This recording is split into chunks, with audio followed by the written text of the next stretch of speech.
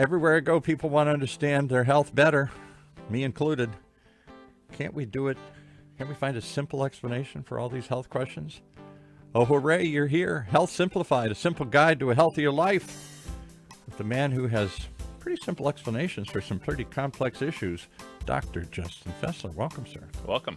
How you doing? I'm good. I'm always looking forward to this because so many questions come up. You're going to talk about one today, cortisone. How many people I know, guys, that's just a quick fix. Let's get a cortisone shot and keep going.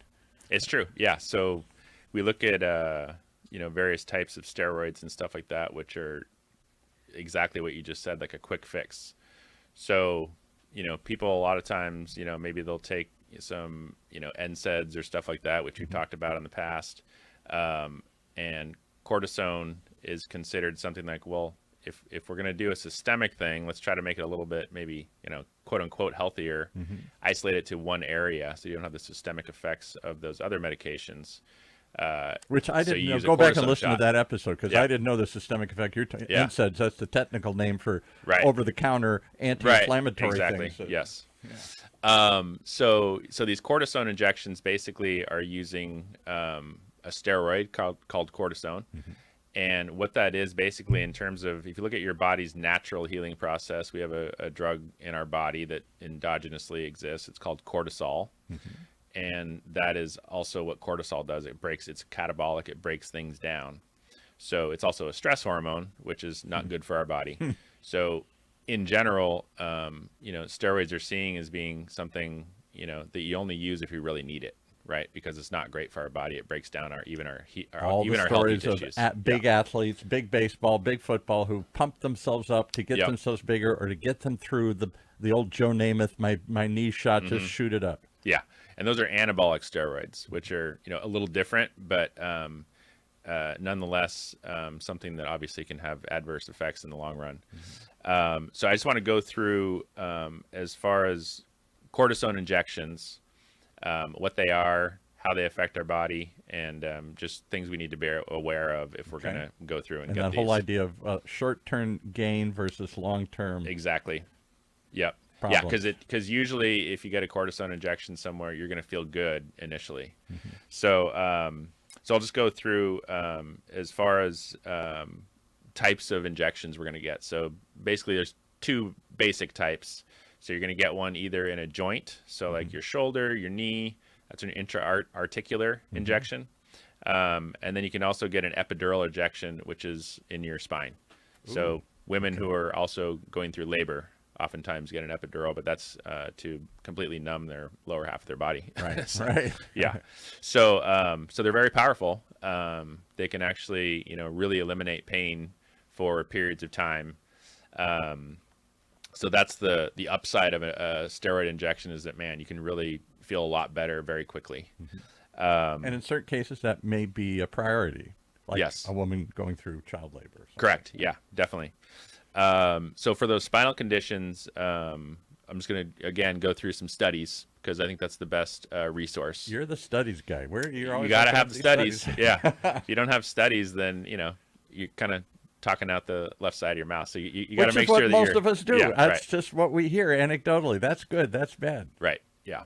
So there were some recent studies involving thousands of patients that showed that epidural injections, those are in the spine, reduced leg pain and improved function for 3 to 6 months, which is great. A 2024 analysis found that 50 to 84% of patients experienced some benefit, depending on their specific condition. So that's for herniated discs, sciatica, those types of conditions. My late aunt had them for bone-on-bone knee issues. The cartilage had gone away and broken down. So she was too old to get a knee replacement, they said. She needed cortisone. Yeah. So, and just for that, so for joint problems, the intra-articular injection that we talked about for knee osteoarthritis shows significant pain reduction compared to placebo for about 6 to 12 weeks. So a 2024 systematic review found the effect is mild to moderate, but clinically meaningful during this time frame. So, but what happens at the 3-month period? We'll talk about that. Yeah. So for tendon issues, plantar fasciitis, those types of things, multiple studies confirm that cortisone can reduce pain and inflammation in tendons and the plantar fascia in the short term, typically 4 to 12 weeks. The key phrase here is short term. So let's look at the long-term concerns here then. What are we looking at? So a lot of patients are told that, research shows concerning patterns of issues over the long term. So the effectiveness fades over time. A 2010 analysis of tendon treatments found something striking. While cortisone injections helped initially, they actually made long-term outcomes worse compared to other treatments. Wow, never heard that before. So over the long term, you can actually make these conditions worse. It's actually so it's catabolic, so it breaks down the good tissue as well. So yes, you're going to take away that inflammation that's causing some of your pain, but then you're also breaking down some of the other tissues, and over time you're going to exacerbate and actually hasten the advancing of our arthritis and other conditions like that. So for arthritis, recent research has identified 4 major concerns with repeated injections. So accelerated progression of arthritis, that's one. The last thing I want to do. Exactly. Subchondral, which is the area behind the cartilage, the bony tissues behind the cartilage. So it's subchondral insufficiency fractures. So stress fractures in the bone under the cartilage. So It can lead to more of those? Correct. So these are, if you look at the joint is this way, so that you got the part of the joint on this side, and then you've got the ball and socket type of thing. Right.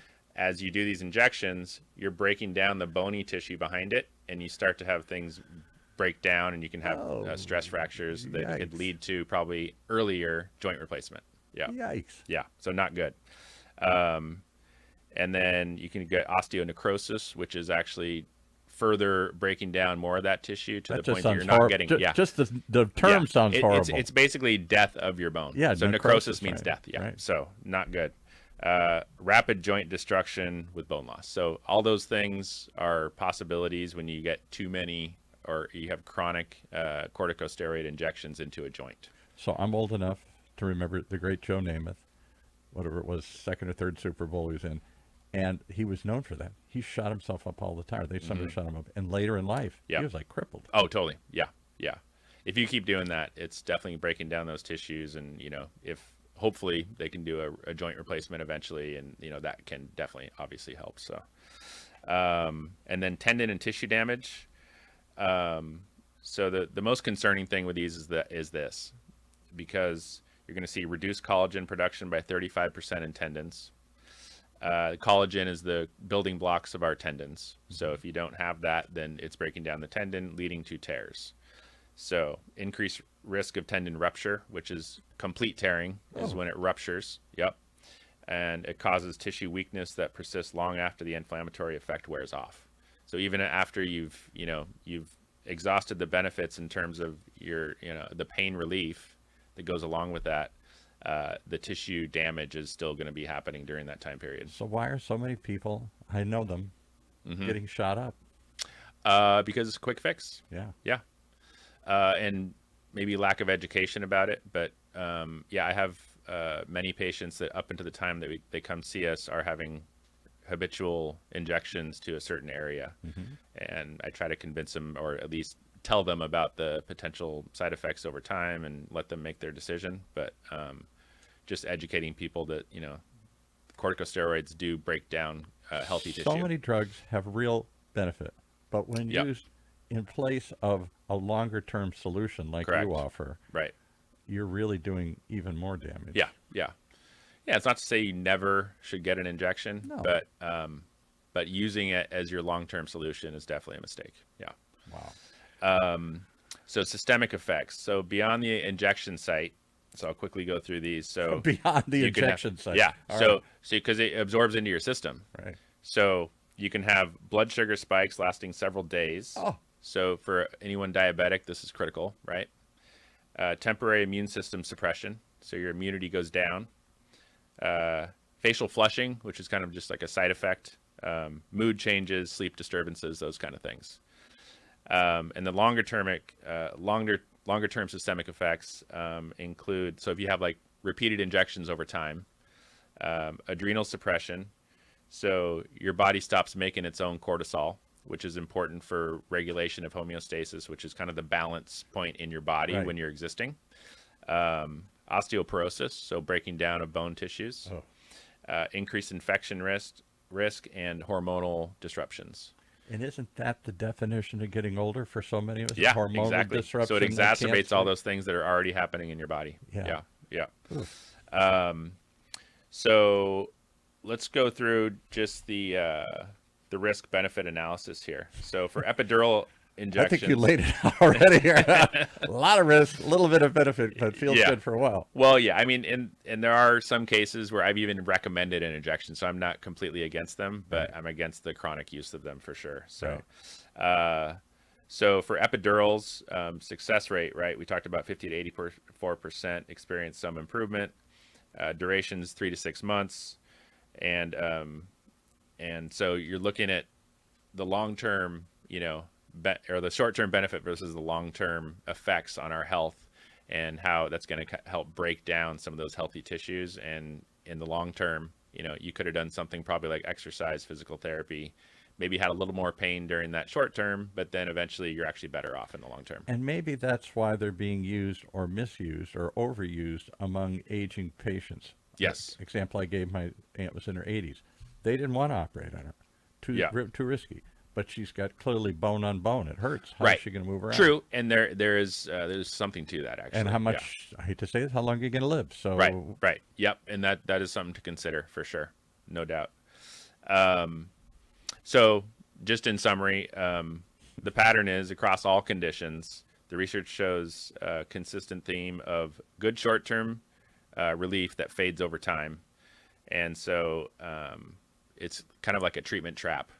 treatment trap. And then Yeah. you said the other one, which fits into the trap. I need more. Yeah, Like any drug. exactly. I need more Yeah. to get the same high, Right. to get the same feeling, the same Yeah. effect, or whatever. I So don't know. eventually you need repeated injections to get that temporary relief, and Right. you're backing those up on each other. And so you're left with tissues that are much less healthy than they were when you started. So, so that's the basic, the bottom line here is that, these should be used as tools to be used very infrequently, only at all when you've exhausted other, means of treatment, including physical therapy and maybe some topical types of analgesia, exercise in general. And, obviously nutrition, we can go through all that too, but nutrition affects your pain and how that affects you as well, and inflammation. Someday I want you to do a show on why, the psychology of why we're unwilling to do what seems simple, have our body heal itself, more exercise, eat better, sleep better, all this kind of stuff that you kind of all throw in casual, like, yeah, and you should do this. That's the key. If we did more of that, we wouldn't need all this stuff. But Right. because we don't do that, we end up needing this stuff. Yeah, exactly. No, it's true. Just a good conversation with a healthcare practitioner that, knows some of these things can make huge changes in people's lives, prevent them from making decisions that might be, in the long run deteriorating them Right. over time. And, we all like to think that we're going to live long, healthy lives and, be able to stay active into our elder years. And if we make decisions in our younger years that are, breaking us go. down, then over time, we're going to be hurting.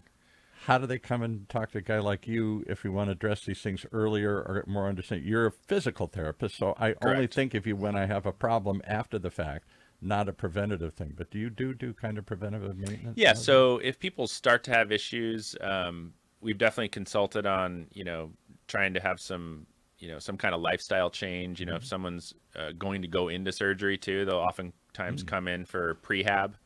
And Prehab. Yeah. You should do a show. I've never heard the term before. Let's All get right, you we'll ready. do it. Let's do a show to get yeah, you so ready it's for just, that. doing some exercise, strengthening, stretches, getting your body ready to heal after the surgery. So yeah, we do things like that too. So and we're at Physical Therapy and Balance Centers in Lake Forest. And let's spell it. Fyzical is Fyzical. And we're at 949-716-1800, or you can find us online at fyzical.com/lake-forest. Full disclosure, I've used the services, highly recommended. And what I like most about it isn't just these kind of discussions they'll do with you, but they'll have a discussion. It isn't a 5-minute in and out, do this, next. Right. Yeah. We spend 40 minutes with every patient. Yeah, So that's critical. Wish everybody did that or had the time or could do that. I know. Yeah.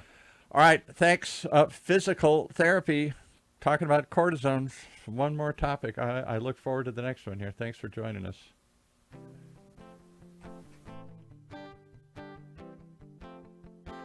Well, there you have it. Wow, amazing stuff. It really amazes me how simple health can be. Tune in and hear more as we give you a simple guide to a healthier life right here in Orange County's only community radio station, streaming live from our studios here at the University of California Irvine's Beale Applied Innovation Center.